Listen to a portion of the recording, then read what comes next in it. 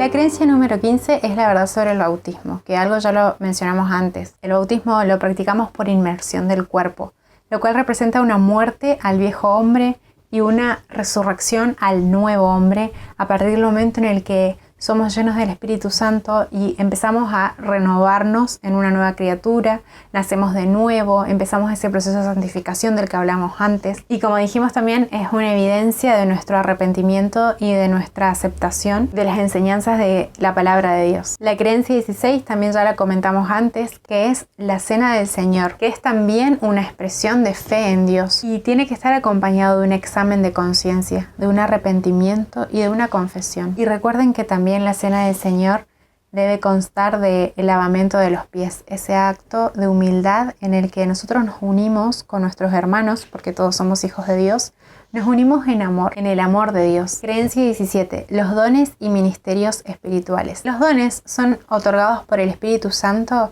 para la edificación de la iglesia, para el crecimiento de la iglesia, para la unidad en Cristo y sobre todo para que juntos podamos cumplir la misión de llevar a otros a conocer a Cristo. El Espíritu Santo brinda estos dones a cada uno según su voluntad. Los dones espirituales se diferencian de los talentos porque estos están abocados hacia el propósito de servir a los demás y porque son motivados por el Espíritu Santo para la misión del Evangelio eterno. Y nosotros somos mayordomos de estos dones, es decir, nosotros somos los que tenemos que administrar esta capacidad, este don que Dios nos da y ponerlo justamente al servicio para poder llegar a esa misión que tenemos como grupo o como iglesia. Saben que todos tenemos dones. El empleo de estos dones espirituales en el servicio es una pieza fundamental en nuestro crecimiento en Cristo. Doctrina 18. El don de profecía. Uno de los dones del Espíritu Santo es el don de profecía.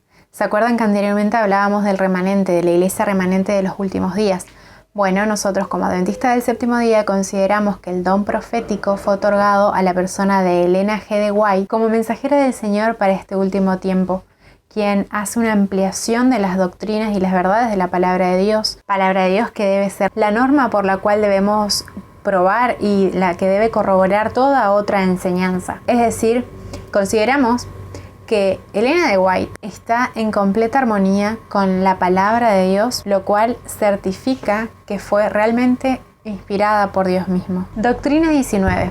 La ley de Dios. Los grandes principios de la ley de Dios están reflejados en lo que conocemos como los 10 mandamientos, los cuales fueron ejemplificados en la misma vida de Cristo. Estos mandamientos reflejan el amor, la voluntad y los propósitos de Dios respecto a la conducta humana y las relaciones de unos con otros. Esta norma es obligatoria y es la base del pacto de Dios con su pueblo, por lo cual también son la base del juicio de Dios. A través del Espíritu Santo, estos mandamientos nos muestran el pecado y nos llevan a la necesidad de un Salvador. Por eso solemos decir que los mandamientos son como un espejo en el que podemos ver nuestra condición pecaminosa. Si bien la salvación es totalmente por gracia y no por obras, los frutos de esa salvación son la obediencia a estos mandamientos. Y esta obediencia es la que va a desarrollar el carácter cristiano, va a contribuir a eso que hablábamos antes, que es la santificación, y en consecuencia nos va a llevar a una vida de bienestar. Se suele dividir los 10 mandamientos en los 4 primeros como un respeto hacia Dios y los 6 siguientes como un respeto hacia los semejantes. Por eso podemos decir de que los mandamientos también son una evidencia de nuestro amor a Dios y de nuestro amor a los demás. De esta doctrina se desprende la siguiente doctrina, la número 20,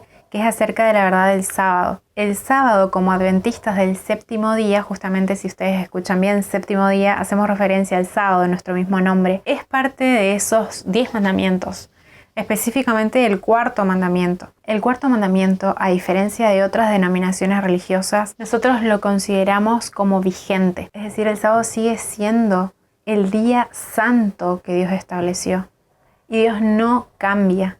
Dios no cambió su santo día de reposo. Por eso nosotros seguimos apartando un día de los 7 que tenemos en la semana para entregárselo a Él. Incluso este mandamiento es tan importante que si leemos lo que mencionábamos hoy, lo de Apocalipsis 14, sigue llamándose nuestro creador y sigue esperando que nosotros como sus criaturas honremos este monumento de su creación que es el sábado. Esto nuevamente está relacionado con la posterior doctrina, la número 21, que nos habla sobre la mayordomía. Como cuando Dios en el Edén le dijo a Adán y Eva que ellos debían administrar todas las bendiciones que Él les había otorgado, así nosotros también hoy tenemos que reconocer a Dios como quien es el propietario de todas las cosas que tenemos. Él nos otorga tantas cosas como por ejemplo tiempo de vida, como mencionábamos en la creencia anterior. Él nos otorga 7 días en la semana. Nosotros tenemos que ver cómo administramos ese tiempo que Él nos regala y ver el uso que le estamos dando a esas cosas, si lo estamos dando para el servicio a Dios, si lo estamos dando para el crecimiento de su obra, de la misión,